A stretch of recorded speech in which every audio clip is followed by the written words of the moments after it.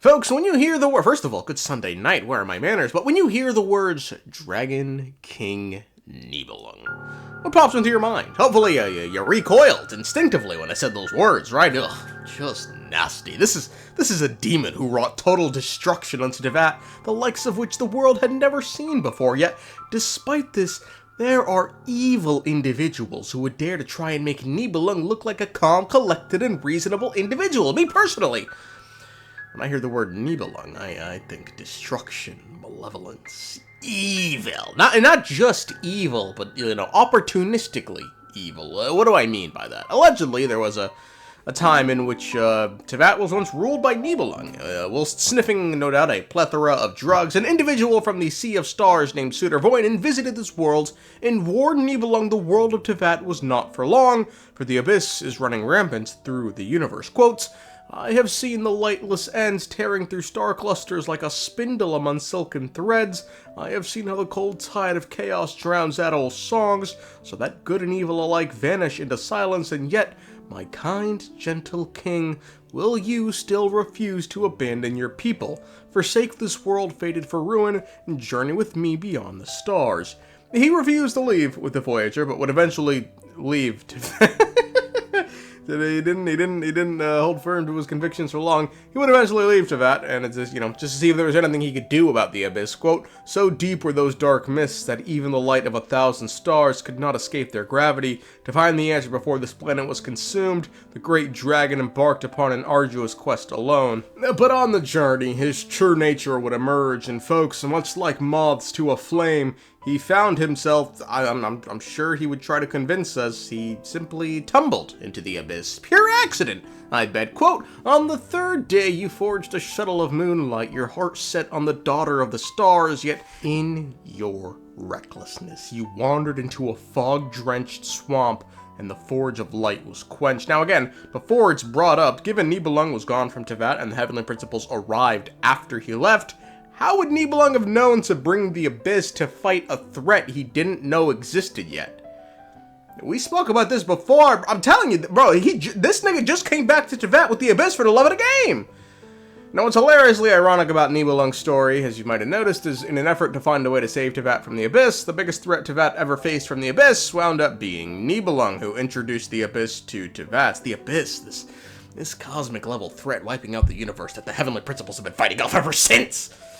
This is who that bastard crackhead Dragon King Nibelung he really is. Don't let anyone ever try and convince you otherwise. He is, by the game's own account, the bloodthirsty, murderous blacksmith, the master of misfortune, the lord of all evil, obsessed with the unjust deaths of the innocent and the ruinous fires of war. He is the abyss's baleful shadow. He is the dark-winged lord, and by the dragon's own account, he is the lord of darkness, the one who tried to wipe Teyvat from the face of the cosmos by turning the moon to the gigantic laser weapons. This is who Nibelung is, yet the Moon Sisters would sit here and try and paint a different picture. We were born to preserve the world. If the beings known as humans are willing to settle it, listening to their pleas fulfills the mission our king bestowed upon us. Yes. After all, he did say that all life across the Sea of Stars are allies. They fight alongside us against the darkness. This the same Nibelung who would later imprison all three of these Moon Sisters? Is that the same one? They don't know what's in their future. But folks, let's humor them. Does Nibelung consider all life in the universe allies? Well, let's have a look. I'm personally a proponent of the saying that actions speak louder than words. Let's look at his actions. As for this place, it is the masterpiece of that Dragon Lord of Darkness. He reforged the moon into a terrifying weapon, and this is his launch silo. Okay, I mean, this in and of itself isn't that bad. If he aims this bitch at the abyss like he said he was going to, I take back everything I said. Let's play the second part of the clip. The lunar core, the source of the moon's power, became artillery fire aimed at Teyvat. Is this how you treat your allies, Nibelung? Last I checked, I don't believe it was the abyss that took over Teyvat. It was humanity. Well, you know, what's that saying again that I love? Nibelung's personal quote, I believe. Obsessed with the unjust deaths of the innocent. Now, some of the fellow crack addicts among us might be, reasoning, well, Nibelung was different before he let the Abyss run rampant through his body. And, while I'd sit here and say that's debatable, I think the Abyss probably just, brings out your true self, doesn't make anything new, just amplifies what was already there. Let's assume that's true for the sake of argument, and let's look at what his beliefs were before he, went rampant with the Abyss. Folks, I'm happy to report they were even more damaging. Because, folks, we need to ask ourselves, if not humanity, if this is how he treats his human allies, who does, Nibelung consider real allies? It would seem Neuvillette, another dragon sovereign, knows the answer. Quote, he would never admit that he had himself become quite fascinated with the joys and sorrows of humanity. Was it not so, he would argue, that humans find their gaze stolen by the ripples from falling raindrops and puddles?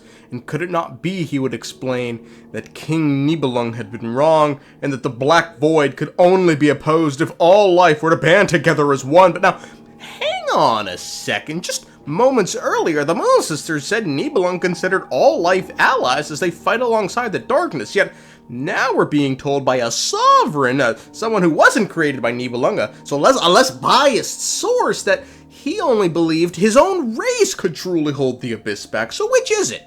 If all life are allies according to Nibelung, then why dismiss every other race and go at it alone? And if he thought only the dragons could push back the Abyss, then calling everyone else allies when you think them so incapable that you don't even get them involved when it matters is just a lie. At best, they wouldn't be allies, they'd be spectators in Nibelung's racist, self-absorbed worldview. Folks, this is the hypocrisy of that crackhead. He allegedly preached unity while believing every other race but his own was too feeble to matter at all. Allies, he would call them, as one might call children helpers, while sending them away from the real work. And in the end, what happened? What happened to this racist worldview?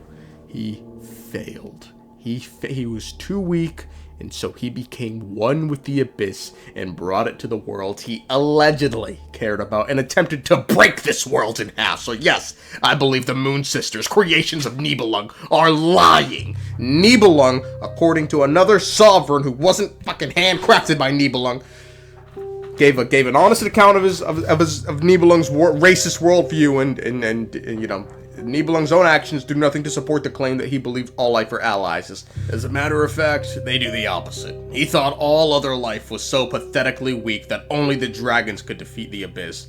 Not only could the dragons not defeat the Abyss, they couldn't even beat the Heavenly Principles in a 7v5, and instead of running it back with the same teams, they added a crack-absorbed Dragon King fused with the Abyss to the roster and still lost. This is the guy who thought only dragons could push back the Abyss. Now, folks, some might call everything that has transpired here over the last 6 minutes and 27 seconds propaganda. They'll write this entire thing off. They'll tell us, the truthers, to keep our heads down and accept the lies that we've been told by the Moon Sisters. So let me leave you with this one final objective thought. If, as the Moon Sisters claim, Nibelung truly believed all life in the universe were allies, then answer me this. Why forge the moons into weapons pointed at the very worlds he claimed to defend? Why earn a legacy stained by the unjust deaths of the innocents? And why? Why would a man who swore to defend against the Abyss cast his lot with the very darkness he claimed to hate, all for the sake of destroying humanity? Folks, don't let Nibelung's dick writers hide behind pretty little words like ally and unity. Judge Nibelung by his deeds and not by his alleged words. A tree is known by its fruit, and Nibelung's fruit was death, folks.